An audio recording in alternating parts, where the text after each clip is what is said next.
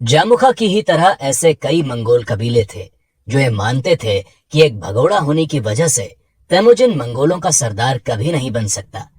ऐसी सोच रखने वाले सभी कबीले जामुखा के नेतृत्व में खड़े होने लगे।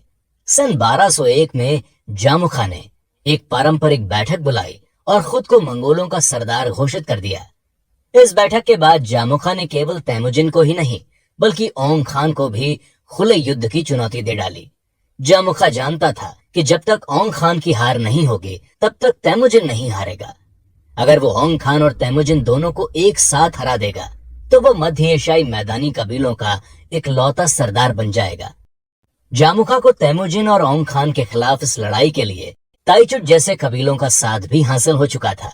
ताइचुट वही कबीला था जिसने तेमुजिन को उसके सौतेले बड़े भाई बेक्टर की हत्या के बाद हिरासत में ले लिया था और हिरासत से भागने पर उसको जान से मारने के लिए कई दिनों तक ढूंढ रहा था। ताइचुट कबीले के अलावा भी जामुखा के साथ ऐसे कई छोटे छोटे कबीले जुड़ चुके थे। दूसरी ओर ओंग खान को जामुखा के द्वारा युद्ध के लिए दी गई चेतावनी अपने लिए एक बहुत बड़ा अपमान लगी। ओंग खान ने तय किया कि वो तेमुजिन के साथ खुद जाकर जामुखा के खिलाफ मोर्चा संभालेंगे। जब लड़ाई के लिए तेमुजिन और ओंग खान की सेनाएं जामुखा की सेनाओं के सामने पहुंची तो मुकाबला बिल्कुल भी बराबरी का नहीं था। ओंग खान और तेमुजिन की सेनाओं की संख्या जामुखा की सेना के मुकाबले बहुत ज्यादा थी। ओंग खान और तेमुजिन की सेनाओं को देखकर जामुखा और उसके कई साथी घबरा गए और युद्ध के मैदान से भाग गए। अपने साथियों के भागने की वजह से जामुखा को भी युद्ध के मैदान से अपने कदम पीछे खींचने पड़ गए। ओंग खान ने जामुखा को पकड़ने का फैसला किया और तेमुजिन से कहा कि वो ताइचुट कबीले का मुकाबला करे। ताइचुट कबीले को हराना तेमुजिन के लिए काफी मुश्किल साबित हुआ, मगर जल्द ही तेमुजिन की सेना ने ताइचुट कबीले की सेनाओं के इरादों को पस्त कर दिया, जिसके बाद ताइचुट कबीले के कई योद्धा मैदान छोड़कर भाग गए। तेमुजिन ने एक बार फिर अपनी दरियादिली दिखाई और हारे हुए ताइचुट कबीले के सरदार और अधिकारियों की हत्या करने के बाद बाकी सभी कबीले वासियों को अपने कबीले में शामिल कर लिया। हालांकि दूसरी तरफ जामुखा ओंग खान के चंगुल से बचकर निकलने में कामयाब रहा। जामुखा दूर दराज के मैदानी इलाकों की ओर भाग गया और वहां जाकर नए कबीले वालों को अपने साथ जोड़ने लगा, मगर तेमुजिन और जामुखा के बीच एक अंतिम लड़ाई अब भी बाकी थी। सन 1202 में ओंग खान ने तेमुजिन को पूर्व की ओर तातार कबीले पर दोबारा हमले के लिए भेजा और खुद अपने पड़ोसी कबीले मर्केट पर हमला करने के लिए रवाना हो गया।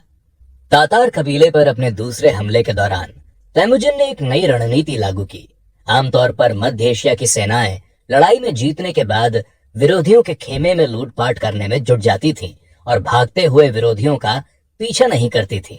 इसका नतीजा ये होता था कि ये विरोधी लौटकर दोबारा हमला करते थे। तेमुजिन ने इस दिक्कत को पहचाना और अपने सैनिकों को आदेश दिया कि जब तक पूरे तरीके से विरोधियों को नष्ट नहीं कर दिया जाएगा तब तक किसी भी प्रकार की लूटपाट नहीं की जाएगी। पूरे तरीके से युद्ध जीतने के बाद लूट किए जाने का एक फायदा यह भी था कि लूट को एक व्यवस्थित ढंग से इकट्ठा किया जा सकता था और तेमुजिन अपने हिसाब से उन्हें अपने समर्थकों के बीच बांट सकता था। तेमुजिन का यह फैसला एक मास्टर स्ट्रोक साबित होने वाला था। अपने इस फैसले की वजह से आने वाले समय में वो अपने विरोधियों को पूरे तरीके से नष्ट करने वाला था। इसके अलावा तेमुजिन ने यह फैसला किया कि युद्ध में हासिल की गई लूट को वो अपने कबीले की विधवाओं और लावारिस बच्चों के बीच भी साझा करेगा।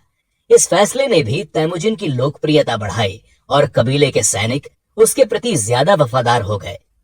सैनिकों को अब यकीन हो गया था कि अगर उनकी मौत हो जाती है तो उसके बाद भी तेमुजिन उनके परिवार का ख्याल रखेगा। तेमुजिन की सेना ने तातार कबीले को एक बार फिर करारी शिकस्त दी, ऐसी कि ज्यादातर तातारवासी मैदान छोड़कर भाग गए।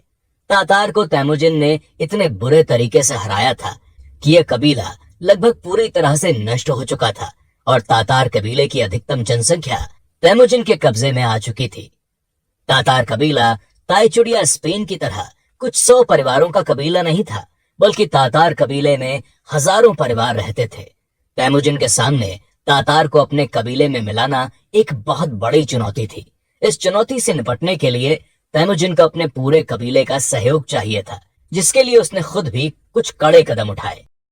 तेमुजिन और उसके कबीले के अधिकारियों ने यह तय किया कि सभी तातार सरदारों और अधिकारियों की हत्या कर दी जानी चाहिए।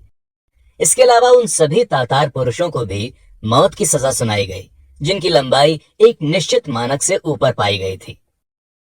अब तक बोर्टे ही तेमुजिन की इकलौती पत्नी थी, लेकिन तातार कबीले को शामिल करने के बाद तेमुजिन ने तातार कबीले के कुछ परिवारों से संबंध रखने वाली येसुजिन और येसुगेई से भी शादी करने का फैसला किया।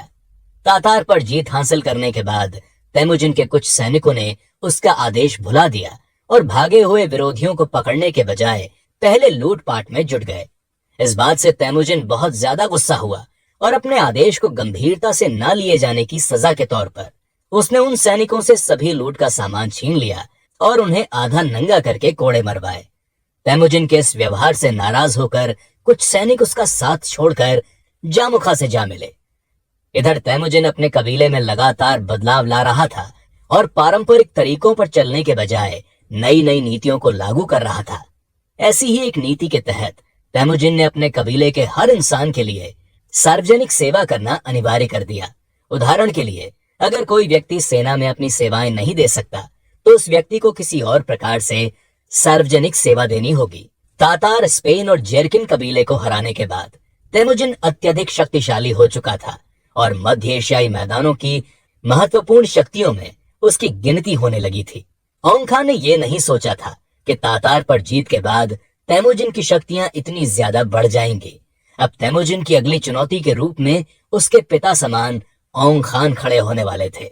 औंग खान के साथ उनका पुराना दुश्मन जामुखा फिर से उनका सामना करने के लिए तैयार था।